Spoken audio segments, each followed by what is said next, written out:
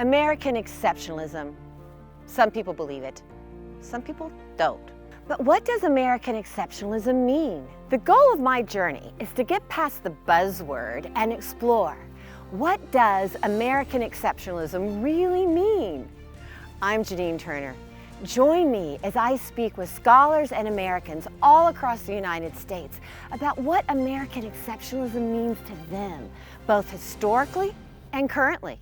American exceptionalism, how and why it matters. Daniel Di Martino was born in 1999 in Venezuela to a middle-class family. His grandparents escaped poverty in Italy and Spain in the 1950s, seeking a better future in the then fourth richest country in the world, Venezuela. Italy was destroyed by fascism in World War II, and Spain by the Spanish Civil War and the Franco economic policies. Yet despite not having a high school education and some having to learn a new language, his family started businesses and prospered under Venezuela's relatively free market and strong democracy in the second half of the 20th century. But Daniel was born the same year that Hugo Chavez was sworn in as president and saw firsthand how his socialist policies transformed the once prosperous nation that welcomed his grandparents into a poor and dangerous place. His family's income was drastically reduced due to inflation, blackouts, and water shortages increasingly plagued much of his life, and he was forced to line up for food and basic necessities for hours. In 2016, he left Venezuela to attend Indiana University in Indianapolis, thanks to a full tuition scholarship that is awarded to only one international student per year. From Indiana, Daniel graduated with a Bachelor of Arts with honors and the highest distinction in quantitative economics in December of 2019. He then went on to pursue a PhD in economics at Columbia University in New York City, where he is currently a fifth-year PhD candidate focused on immigration economics, especially in assimilation selection, and the fiscal impact of immigrants. Today I have a fascinating conversation with Daniel about the juxtaposition between today's communist Venezuelan economy and America's economy. What makes America's economy great, and why do people still want to be American? And what are the dangers that face America, where we might end up like Venezuela?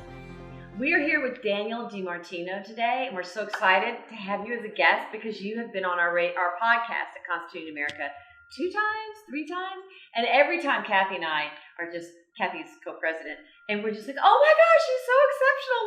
What a brilliant young man! So I'm thrilled that you can be with us today on American Exceptionalism.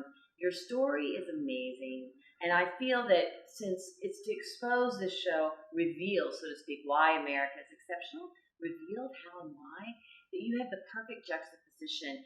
You are from Venezuela, so talk to us about, very briefly, you're from Venezuela. Talk to us about your journey here as this brilliant young man, and you've been studying in America. Talk to us about that. Yeah, well, I was born in Venezuela in 1999. I'm 24 years old. That was right a month before Hugo Chavez took over the country. And Hugo Chavez was the socialist dictator that took our country from the richest nation in Latin America to the poorest, in fact, to one of the poorest in the world. And so I lived that transition as I was growing up, and from wealth to poverty, the opposite of rags to riches, right? It's from riches to rags in our case.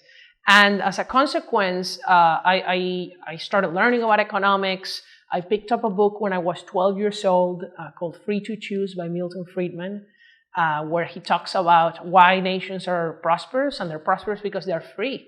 And you were 12 years old when you did that. What was your motivation in Venezuela at that time, at age 12? Yes. To pick up a book about economics. Well, because I was seeing shortages in the grocery stores. I was seeing that the prices in my school cafeteria were going up very quickly. You know, we're talking about maybe 30-50% inflation, and then higher than that. That means, prices increase by 50% in a year. The United States has never experienced that level of inflation. And I looked online and like, wow, this is about economics. So let me learn something about economics. I went to my school library, I went to the economics section, and I found a book that had a title, Libre de Elegir, which is free to choose in Spanish. And I just picked it up by coincidence. And that's how I got involved into seeing, wow, so it is about economic freedom. It is about liberty that makes a country be prosperous. And I started learning about freedom. I started looking things on YouTube. And then I started learning English. As things got worse in Venezuela, 50% inflation looked like a paradise. And then it was 1,000,000% inflation. That means basically that you go to the store one day and next week prices double. The following week, they double again, and then they double again, and again, and again. I had to make lines of maybe 2 hours to buy groceries in the stores.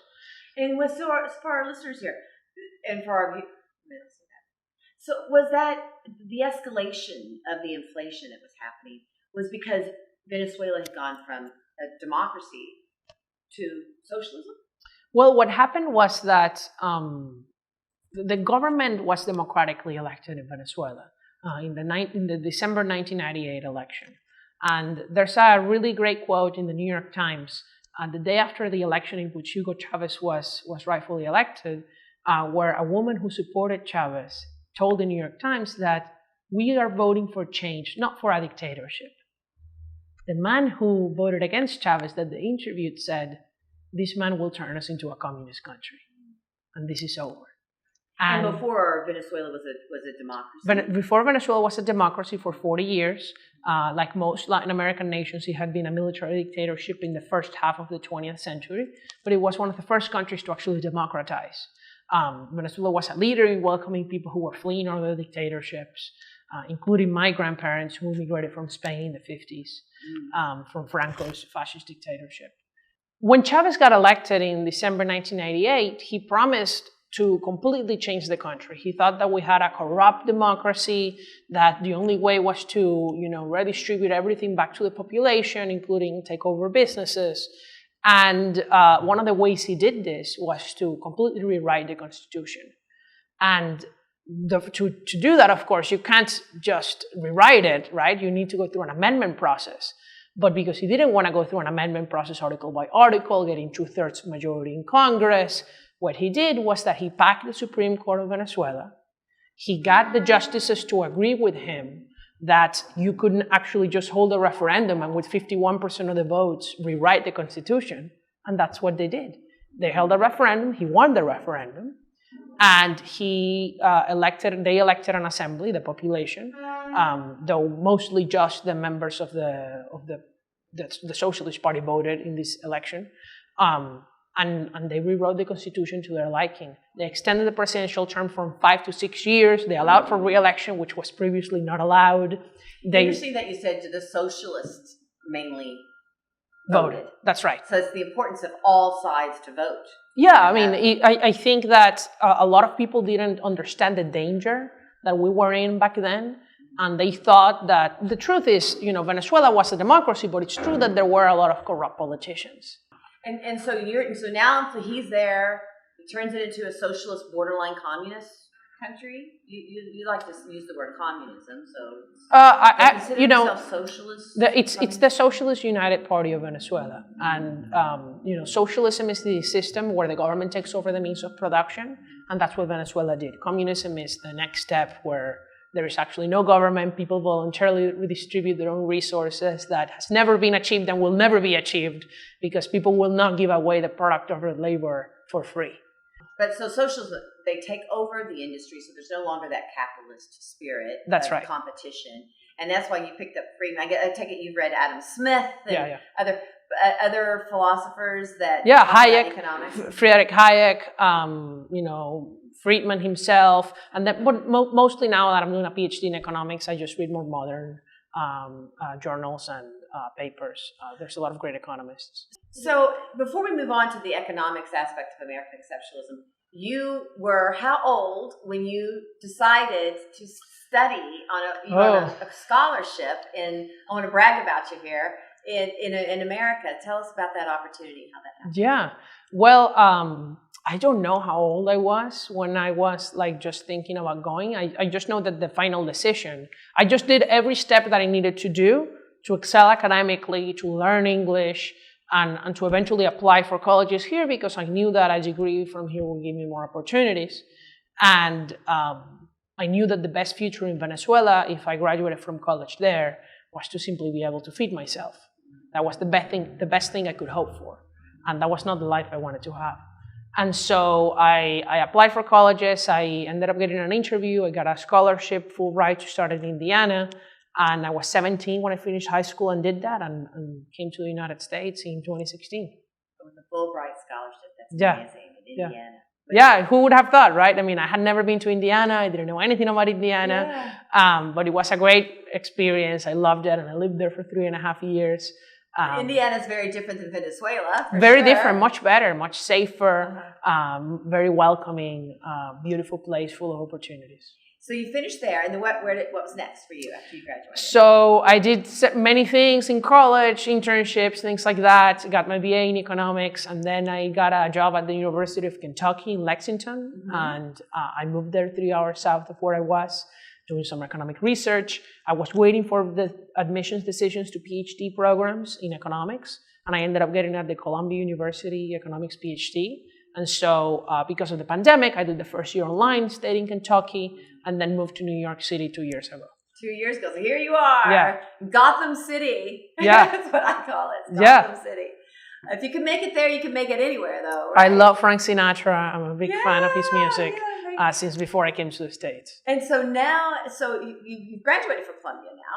And No, Are you getting I'm still doing my PhD in econ. That's usually a 6-year program. Oh, okay. So I just finished the 3rd year, so I probably have 2 to 3 years left. It's a 6-year program. Yeah, at 5 to 6, yeah. And what's the program exactly? A PhD, doctorate. A doctorate in economics. That's right, yeah. Wow. And I'm specialized in the economics of immigration. Economics.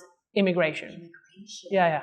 What does that mean? Well, every decision that we make is an economic decision, right? And when a migrant chooses to move, that's what migration is, it's moving, they first do one thing is, I want to leave, and then the second decision is where I want to go. And so people who come to the United States from other countries are not the average person of that other country, because the person that chooses to leave is different from the rest. And among those who choose to leave, those who choose America over other countries are different from those others. And how are they different? That's what I answer in my research. And so one of my second year paper was about the Mariel boat lift, which was this migration event in the 1980, where Fidel Castro in Cuba allowed Cubans to leave Cuba. It's illegal to escape Cuba. Yes. People escape on rafts and try to go to Florida, which is the closest place. And that's what they did up until 1980. 1980, Fidel Castro, for a 6-month period, told anybody who wants to leave can go. And boats came from the United States to pick people up. When was that? 1980. Oh, you said that. Okay, The second 6 months of 1980, approximately. And so hundreds of thousands of people left Cuba in that 6-month period. Then they closed again the island. You couldn't leave after in 1981. And so what I do is that I use this natural experiment to say, how were the Cubans who came when it was legal to escape different from those who risked their lives when it was illegal? And what's the difference? Well, the difference is that they are more negatively self-selected, we would say in economics, which means they were of lower education and The ones that came. the ones that before came us. during the gates boat were lift. open, so to speak. When the gates were open, they were of lower education. When the gates were open. That's right. Because the type of person who risks their life and builds a raft to come to the United States is different from the one who waits when it's not as dangerous. Obviously, they have less risk aversion. And so even adjusting for those who did have the same level of education, at the same age, the same English ability, those who came when it was riskier to come did much better in the labor market in the United States. So they started more businesses, they made much more money, and that's what I find. Oh, interesting. Yeah. And then how do you work economics around that? I mean, how's that applied? Say? Well, a policy implication means that we should probably make it easier in the United States to admit people who come from countries where it's harder to leave. So, for example, if you escape from North Korea, you should automatically be allowed to live and become a citizen of the United States. If you That's risky to leave North Korea. Very few people, maybe 100 people or less a year are able to leave North Korea. But believe it or not, it's actually almost impossible for any North Korean to become American because they are considered South Korean citizens. So they're not considered refugees. They're considered South Korean citizens. Why? Because South Korea claims rightfully North Korea as part of its territory and considers them citizens, actually. And so as a consequence, they're not admitted to the United States. And so we have a really terrible policy. So you want to work on those policies? I want to work on policies like that, on policies about Cubans, Venezuelans, people from China, Hong Kong. There's a lot of countries where it's really difficult to live, and as a consequence, those who leave are actually the most risk takers and better positioned to contribute to America. That is really fascinating. And so you want to stay in America? I mean, for sure, that's why I'm here. Okay, so you must believe that America is exceptional. Yeah, I mean, look, the reason I wanted to come to America in the first place was because I thought that the United States was the country that is the least likely to go through what Venezuela did. That is, I think the United States is the country where it's least likely to fall under a socialist regime. Why do you think America is least likely to fall into a socialist regime? And the reason is twofold. One, it's the legal framework, and two is the population. So the legal framework, meaning the Constitution of the United States guarantees many rights and has allowed us to separate powers in ways that other places have not been able to. Here we have a First Amendment that protects our freedom of speech and freedom of religion in much stronger ways than any European country. We have a Second Amendment. Which country has a right to bear arms in its constitution? Which would allow, in Venezuela, things would be very different if we had a Second Amendment. Right now, we can't fight back against a government that became tyrannical. And that's the purpose. And then the other reason is the population. Even if it's not an overwhelming majority, there's a very sizable portion of the American population that loves their country and their freedoms, and that they're willing to die for it, and that's why they serve in the military, that's why they're so proud of it. The United States is the country where the highest share of the population in the world thinks their country is the best country in the world. Did you know that? No.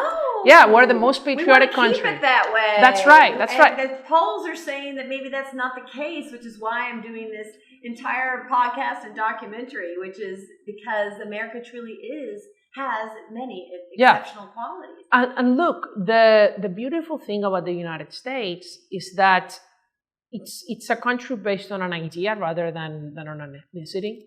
Say if you go to Germany, you have to be ethnically German to be considered fully German. Same here, same in France, same in Spain, same in Italy, same in Austria, whatever. That's not the case in the United States.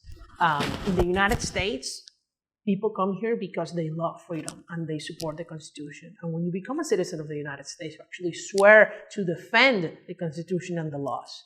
You don't swear to a king, you don't swear to, or you are not here simply because you have some long-distance family ties, and that's it. And so that's what's special. Yes, I love hearing you say that. That's really, really interesting. That's great. So we're not a meritocracy. Oh, we are a meritocracy. I wouldn't call it a meritocracy. I would just simply say that we're a country based on an idea, and that idea is freedom, and that we need to keep it that way. And that anyone can be an American. That's right. Anyone who has a desire to come here. So you have laid out 3 reasons why you believe America is exceptional. Would you just touch on those? Yes. Number 1, the legal framework based on the Constitution of the United States protects our rights in I think, the strongest way in the world.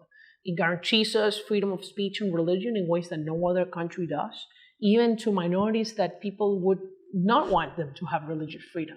And that's how strong the First Amendment is. Same with the Second Amendment, that guarantees you the right to bear arms and rebel against a tyranny, something that we didn't have, unfortunately, the chance to do in Venezuela once it became tyrannical. And then number 2, we have a population that loves their country and their freedoms. The United States is the most patriotic country according to Gallup, the World Values Survey, which measures basically the share of the population that says their country is the best country in the world. And you know what? Venezuela actually used to be second in the early 2000s before the socialist regime took over, before Hugo Chavez. And it's a sad thing because we are not there anymore, because it's not true. We are not the best country in the world anymore. We used to be. And number three, I think that the third reason is really that this country is based on an idea, and that is the idea of freedom. And that anybody from around the world can come to America believing in freedom and becoming an American citizen. And that's something that other countries don't have. Because even if they allow you to become citizens, their population doesn't fully consider you citizens. And you will never be, because those are nations founded based on ethnicities, historical border changes and wars. The United States was founded by people seeking freedom away from Europe and from other countries in the world. That's what's special. So anyone, you can come to America and really belong to the country. That's right. American. Talk to me about the economy and how the economy in America is exceptional. Yeah. The United States has really an amazing set of opportunities for everybody, especially young people, immigrants. There's really an incredible abundance of jobs, even in recessions relative to other countries. And I think that the best way to compare it is, for example, the unemployment we had during the Great Recession after the 2008 crash was below 10%. There are countries in Southern Europe that have never had unemployment below 10%. And that's the worst we've had in recent history. We have an incredibly dynamic economy where anybody really who sets up to do so can get a job. Where really, if you have a college degree, even during recessions, fewer than 5% of college-educated Americans are unemployed. It's really easy to succeed if you have the right expectations, right? And education is still a way of upward mobility. Immigrants are assimilating to the country. High-skilled Americans and immigrants do extremely well. Doctors get paid incredibly well relative to other countries, and engineers. And I have friends now all over the world who left Venezuela. I have friends in Argentina, in Panama, in Colombia, Spain, Italy, Germany, Mexico, Canada, the United States. And out of all of them, the ones who are doing the best are doing it in the United States, not anywhere else.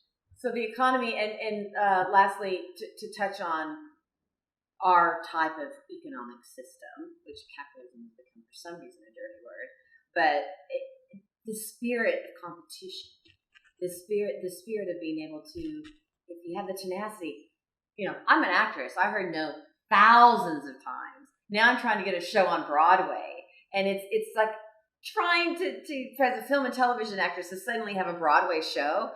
And you have to have incredible amounts of tenacity. If you stick to it, the opportunity is still there. You can be anything you want in America. I was watching a wonderful show about the competition between Coca-Cola and Pepsi, Kellogg cereals and Post cereals. And what were the other ones? Orville Redenbacher versus Pop Secret. And it was that competition of trying to, in a way, it's like, I'm going to do better than Coca-Cola, and Coca-Cola's not going to tell me what to do, and I'm going to succeed. And what I found, what it was, is that we still are the land of opportunity because of the spirit of competition, with the government somewhat out of the way, and let people actually, the economy rises, the products perfect, the companies become better when they're chiseled by what the consumer wants, not by what the government wants. Yeah. And so this is like the late 1800s, early 1900s. The competition is what got them there. Yeah. They could have just rested on the rules, but and I find that everyone's like, "Oh, you shouldn't compete anymore." But that's part of the human nature, and that's what helps everybody rise. Competition is what allows the consumer to have power and for products to improve and for there to be innovation. And what I'm concerned about is that in our quest to make things safer and more secure and more equal, we have actually stifled competition and innovation tremendously. Because all these new regulations, all these new taxes, the only thing we've done is really stifle the new startups, the new entries into the market. And that just solidifies the incumbents in the markets and reduces competition, and therefore reduces innovation, increases prices, and makes us poorer. And that's what we need to avoid, because were we to continue in that path, we will end up like maybe Southern Europe did, in a stagnant economy with many people unemployed, with low wages. And that's not what we want. We want dynamism, innovation, higher wages, competition. That's what we want. Mm-hmm. And if people get demoralized, if there's just so much burden that they can't try, and so much burden when it comes in from the government prevents people from having that opportunity. So the opportunity is what what is sort of the dough, the yeast. And then the competition, you put all that together. So the spirit of competition, I'm amazed. And that stick-to-itness. I mean, they had their factories burn, everything, they lost everything, they had to start all over. Same thing happened with Thomas Edison. It's just that ability to stick to it. Well, that still happens today. Yeah, exactly. Okay, so in closing though, the American economy is exceptional, and you would say that in one sentence because? The American economy is exceptional because the government doesn't excessively get into the way of entrepreneurs and innovators. And I actually think we have gotten in the way too much already, and we need to go back a little bit, because otherwise we're going to keep going into the path of Southern Europe and other countries, Latin America, and stifle our economic growth. Mm-hmm. And then people become demoralized. Demoralized, dependent on the government, lower wages, and then that leads to a lot of bad political consequences too. Yeah, competition is, that's what's driven me all my life. Someone tells me no, I'm like, well, let's just wait and see. You know what I mean? I'll get my show to Broadway eventually. It may take me a while, but I'll make it happen. Okay, so thank you so much for your time today and joining us. It's just, I admire you tremendously. I think you're brilliant. Thank you, Janine. And you have such courage to leave your family and come to America and to follow your dream. And not only that, you're giving back to America in such a beautiful way. And I know you speak out for Venezuela, and tell us about that. Yeah, I have an organization called the Dissident Project, which is a speakers bureau that sends immigrants who lived in authoritarian countries to speak at high schools at no cost. So if you're a high school teacher who wants to bring your students to give them an experience of somebody who lived abroad and lived under a terrible tyrannical government, be Cuba, North Korea, Venezuela, or Afghanistan, Iran, Zimbabwe, Eritrea, Hong Kong, we have those people ready for you, and you can go to dissidentproject.org and book them at no cost. Thank you for doing that. History really is important. Our study is 90 plus 90 equals 180. Look back. History holds the key to the future.